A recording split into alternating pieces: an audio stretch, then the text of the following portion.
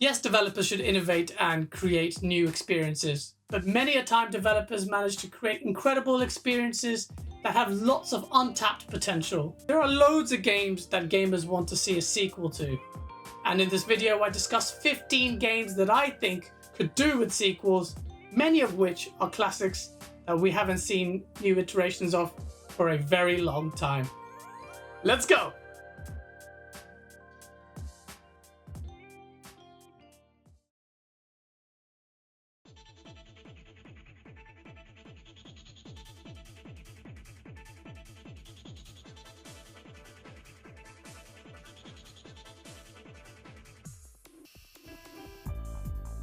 Bloody Roar was a 3D fighting game with a unique twist. Your fighters could turn into half animal, half human creatures and dish out a proper violent beating. Bloody Roar started on the original PlayStation back in 1997 and saw several sequels with mixed critical and commercial success. What made Bloody Roar so good were not just its beast mode, but the special moves or beast drives that you could unleash on opponents that looked downright mental. The game may have not had much sway in the hardcore fighting game scene, but its gameplay was always fun, and I still think there is potential for it to wow gamers, whilst addressing the balancing issues that plagued the series. A sequel with modern day visuals, more characters and tighter gameplay would be met positively by the fighting game community. You got boost power! Man, it has been ages since we saw an FZero game, and fans have been wondering when we're going to see a sequel. FZero X on the Nintendo 64 is sick and a proper classic with its iconic soundtrack, twisting tracks and blistering speed. If you never played the original games, FZero is a futuristic video game series dating as far back as 1990. A title like this could do wonders with modern day tech, with 30-player online races and updated visuals to go with its trademark eye-wateringly fast gameplay. I always thought FZero X had potential, and whilst FZero GX came out on the GameCube, it didn't really have the same impact FZero X did. Nintendo, make a new FZero game now! Now!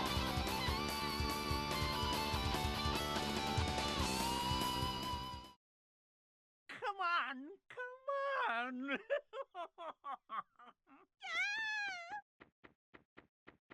What? Who are you? I'm here to avenge all the innocent people you've hurt. Somebody help! Get him! Get him!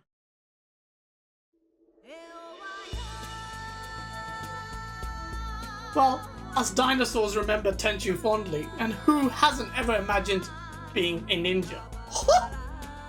This game really made you feel like one though, despite its now prehistoric visuals. We haven't had a Tenchu game since its last appearance on the Wii and PSP with Tenchu Shadow Assassins. Tenchu Z on the Xbox 360 updated things considerably though, and even had a 4-player co-op mode.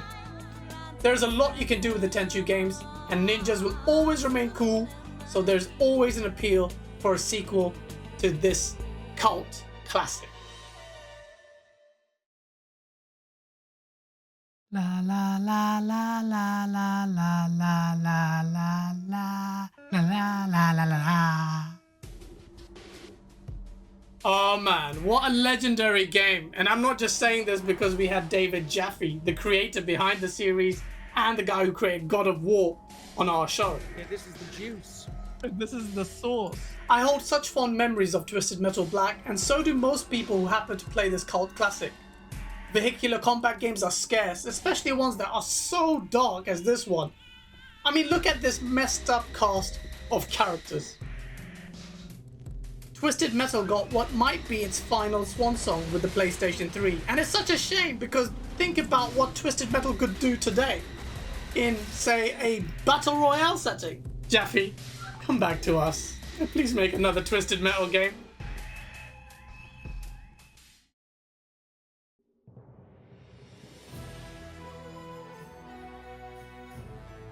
Back in the days when BioWare truly was firing on all cylinders, Jade Empire dropped alongside a series of hits and represented an excellent, albeit somewhat underrated action role-playing game. The game was based on an alternative take on Chinese mythology, and interestingly, in order to cater for the more console crowd, the game was a lot more action-orientated. This didn't mean it compromised on its RPG roots though. The game had all the staples such as morality-based dialogue choices and multiple endings.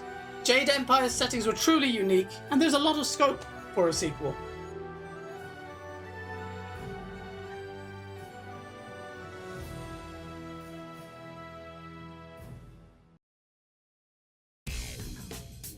Remember Time Splitters? You better!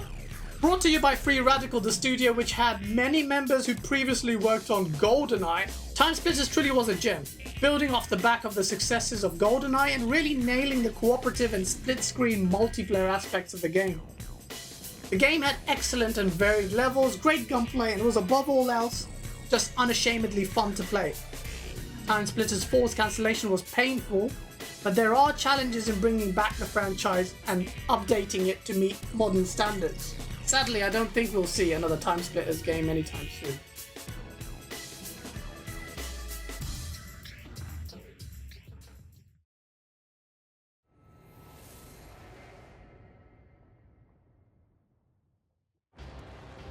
Surely it's just a matter of time till we see a sequel to Bloodborne.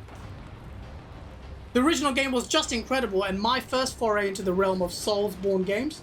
The Lovecraftian art style was gorgeous yet unsettling, the combat was brutal as you'd expect, and the enemy designs were just surreal. The thought of a next-gen Bloodborne game running at 60 frames per second gets me all kinds of tingly, baby!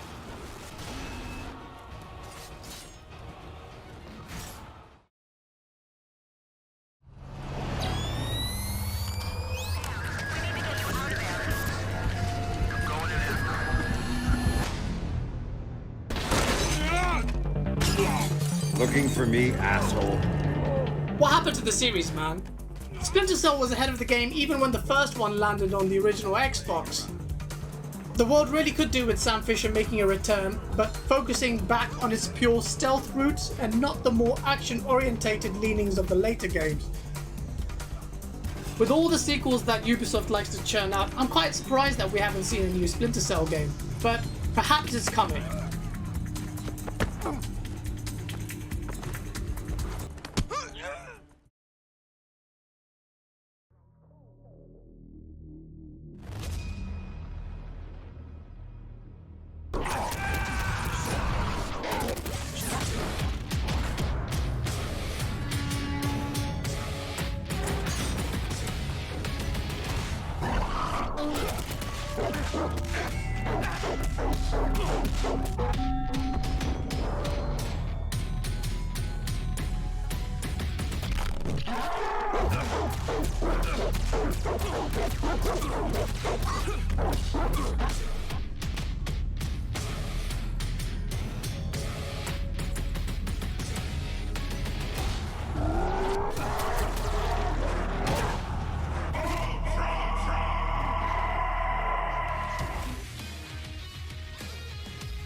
One of the few good things about the Xbox One launch was the return of Killer Instinct.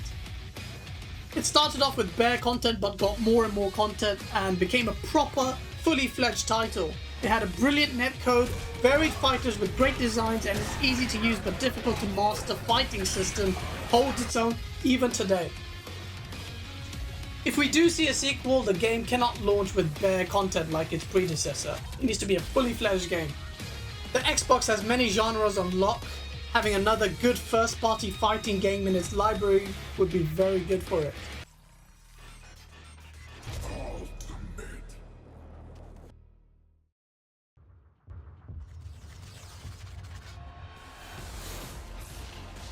Just look at the trailer for the PC version of Vanquish, which has a cult following that really wants a sequel, and it's not hard to see why. Platinum Games are incredibly talented and they brought their combat expertise to the action third-person shooter genre in a very unique way. The game is batshit crazy and the combat is insane. It oozes style, and there's so much that could be done with a sequel that people are bewildered that this hasn't had a sequel already.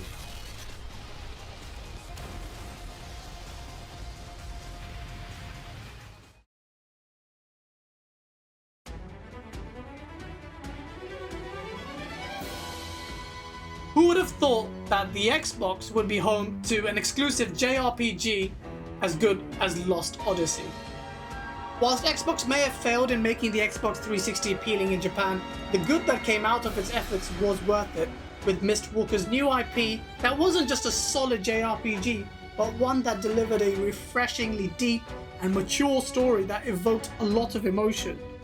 At one point, Microsoft considered turning it into a series, but alas, that never happened. If there is one way to catch the attention of the Japanese audience, it's by way of a sequel to this classic JRPG.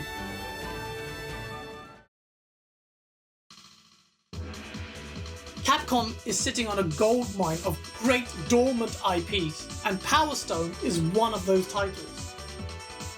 Power Stone is a cult classic that could really bring something substantial to the multiplayer fighting genre. Think of it like a kind of take on Smash Brothers, but in 3D battle arenas. As brilliant as the original games are, there is a lot of scope in the formula for a sequel to be introduced.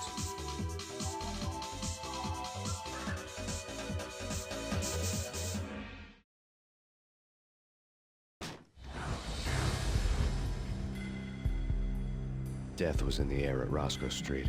I'd have to find Alex fast.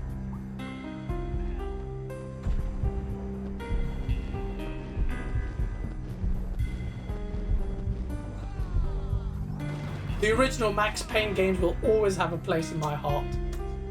The dark noir setting, its haunting soundtrack, extremely mature story and premise, and the first game to popularize slow motion, or bullet time as it was known, Remedy Entertainment really crafted a classic. The game made you feel like John Wick before John Wick even existed, but it was Max Payne 3 that really took it to the next level. Max Payne 3, in my opinion, is criminally underrated and overlooked, and a lot of it was because some hardcore fans did not like the fact that this was being developed by another studio. That other studio happened to be bloody Rockstar Studios. Just look at this gameplay for Max Payne 3. This does not look like a game that was made 9 years ago. I would love a new Max Payne game, and from Rockstar Studio no less.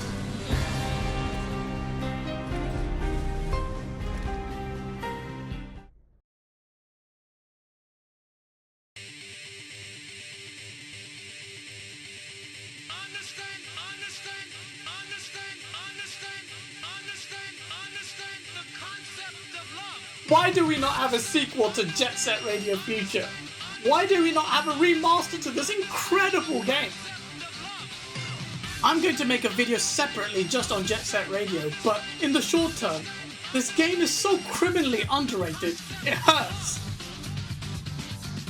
The game oozes a sense of style very few could dare to match. The gameplay was fun, the characters incredibly well designed, and the game world so great and full of untapped potential. Don't confuse this for Jet Set Radio. Jet Set Radio Future is the better game, and it isn't even available via backwards compatibility. But a sequel could do so much with things like cooperative multiplayer, a large open world hub, better realized takes on the graffiti elements in the game, and completely unhindered traversal. Please, Sega. Please! This next game, the chances of us seeing a sequel are pretty much slim to none.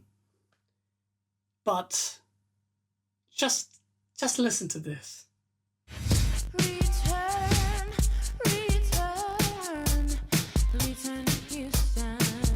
The Vigilante 8 games were epic, man.